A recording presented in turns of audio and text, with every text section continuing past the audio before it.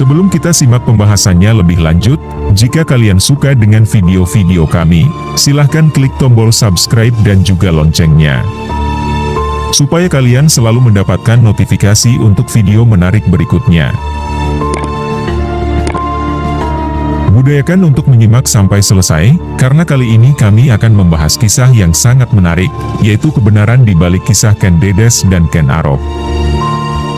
Simak baik-baik untuk pembahasan ini, apakah kisah Ken Dedes dan Ken Arok hanya cerita mitos? Apa memang benar pernah ada di zaman dulu? Menurut mitos, ia memiliki kisah hidup yang penuh drama seperti yang telah kita dengar selama ini di kalangan masyarakat Indonesia. Untuk cerita selengkapnya, kami akan membahasnya lebih jauh mengenai karakter wanita paling fenomenal di zamannya ini. Tidak banyak literatur yang membuat rincian secara detail mengenai masa kecil Ken Dedes. Namun terdapat dua versi, yakni tutur dan kitab yang terkesan saling berhubungan mengenai kisah hidupnya. Dongeng menyebutkan bahwa Ken Dedes adalah sosok yang sama dengan Putri Dedes, sosok wanita yang berhubungan erat dengan asal-usul Sumur Windu di Kelurahan Poloijen, Belimbing, Malang. Konon Putri Dedes adalah sosok wanita cantik yang banyak membuat pria tergila-gila. Banyak pria yang datang untuk melamarnya, namun tidak satupun dari lamaran mereka diindahkannya. Pada suatu hari, ada seorang pemuda bernama Joko Lulo yang berasal desa Dinoyo, datang untuk melamarnya. Tentunya dengan halus, Putri Dedes menolaknya. Setelah beberapa kali dibujuk, Putri Dedes akhirnya memberi syarat yang dianggapnya tidak mungkin akan berhasil diselesaikan oleh Joko Lulo, yakni membuat sumur dalam waktu 1 windu perjalanan. Ternyata Joko Lulo bisa menyelesaikan pengerjaan sumur tersebut dalam waktu singkat. Hal ini yang kemudian membuat Putri Dedes mau tak mau harus menerima pinangan Joko Lulo. Adapun mitos menyebutkan bahwa perangai Joko Lulo sebenarnya sangat buruk, sehingga keluarga memberikan syarat agar pertemuan pengantin dilaksanakan pada tengah malam. Sayangnya sebelum dipertemukan, suara tempat nasi dari bambu sudah dibunyikan oleh para gadis Poloijen. Ayam mulai berkokok dan semua orang mengetahui bahwa Joko Lulo bukanlah pria yang baik. Tidak mampu menahan kenyataan pahit tersebut, Putri Dedes akhirnya menceburkan diri ke Sumur Windu. Joko Lulo pun menyumpahi warga dan menceburkan diri ke sumur menyusul Putri Dedes. Cerita sejarah Ken Dedes kemudian beralih ke kehidupannya setelah bertemu Ken Arok. Ahli sejarah meyakini bahwa sosok Putri Dedes dan Ken Dedes adalah wanita yang sama, yang pernah tinggal di desa Panawijen, atau sekarang bernama Poloijen, Malang.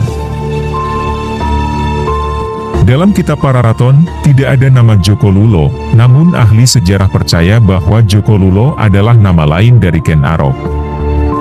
Menurut kisah mitos, tempat asal Joko Lulo adalah Dinoyo. Sementara di sekitar desa Dinoyo ini terdapat Dukuh Karuman. Disinilah Ken Arok mengaku sebagai anak Bango Samparan, dan kemudian dia lebih dikenal sebagai pemuda dari Karuman dibandingkan tempat ia lahir. Dalam kitab Pararaton, Ken Dedes adalah putri dari Empu Purwa, seorang pendeta Buddha. Ciri-ciri yang dideskripsikan sangat mirip dengan Putri Dedes. Suatu hari, Tunggul Ametung penguasa Tumapel datang untuk melamar Ken Dedes. Seperti biasa, ia tetap menolak. Tetapi Tunggul Ametung tetap bersikeras ingin memperistrikannya. Hingga ketika ayahnya tidak ada di rumah, Tunggul Ametung akhirnya menculik wanita tersebut. Empu Purwa marah karena kelakuan Tunggul Ametung, kemudian akhirnya melontarkan kutukan, bahwa Tunggul Ametung akan mati hanya dari sebuah keris. Sejarawan menilai Empu Purwa dan mentor Ken Arok bernama Empu Lohgawe, sebenarnya memang berkomplot ingin menjatuhkan kekuasaan Tunggul Ametung.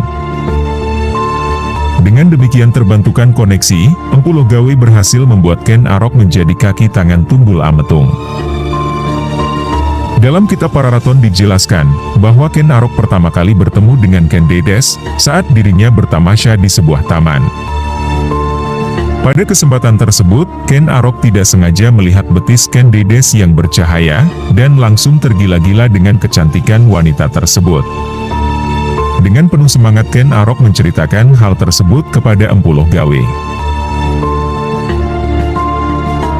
Mendapati hal tersebut, Loh Gawe mengatakan tipikal wanita seperti itu adalah titisan dewa, dan siapapun yang mampu memperistrikan perempuan seperti itu, kelak bisa menjadi raja yang menurunkan raja-raja besar.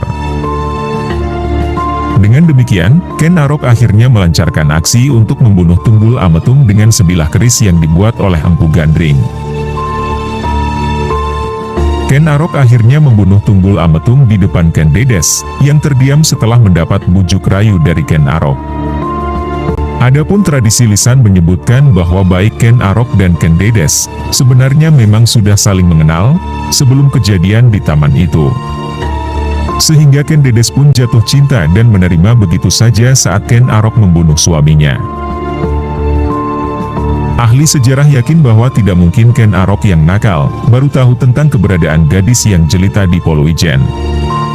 Sehingga ketika Ken Dedes diculik oleh Tunggul Ametung, Ken Arok tak lantas hanya berdiam diri. Hal ini yang akhirnya dimanfaatkan ayah Ken Dedes yakni Empu Purwa, Empu Loh Gawe, dan para Brahmana.